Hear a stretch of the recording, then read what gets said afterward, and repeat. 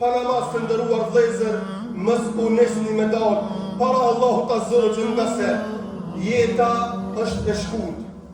Jeta po harxhohet. Allahu Azza wa Jalla po na tret çdo ditë. Allahu Azza wa Jalla po na tret hayya 'ala s-salah, për ta fitu atë e cila vjen hayya 'ala l-falah, e janë në shpëtim. Nëse si përgjigjemi namazit, nuk kena me marrë shpëtimin.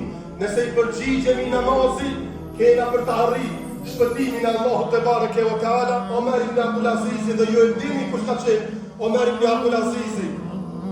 Ka qajt shumë, derisa ju kanë ajë sy, ju ka prish tyra prej të qarturit, edhe erdhi dikush prej njerëzve dhe pyeti: o imam, pa çka ki që të ka prish tyra ta i halli për mu? Tha, nuk kam shumë adhurim dhe shumë ibadet. Ishte me prak të vdekjes. Tha, sikur të vishe pas 3 vite me e pa fytyrën time, se sa e shumtuar do t'jetë me varrin te Allahu Azza wa Jalla. Dhe na thret, e çka kemi na që s'u përgjigjemi Allahut Azza wa Jalla? Ja ayyuhal insan, ma gharraka bi rabbika al-karim. O ti njeri, çka të shtyri dhe të boni ty që të largohesh nga Zoti jot i cili është bujar? Allahu po thret vëlla, është bujar, krejt gjunahet që i ke bo.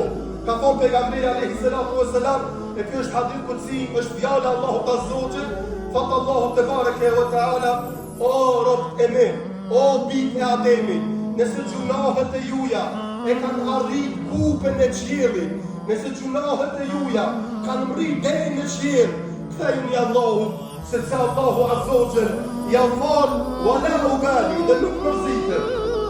Nëse gjunahet tona kanë arrit në kupa e qiellit, Allahu Azza wa Jalla i fal dhe nuk i vjen rand atij.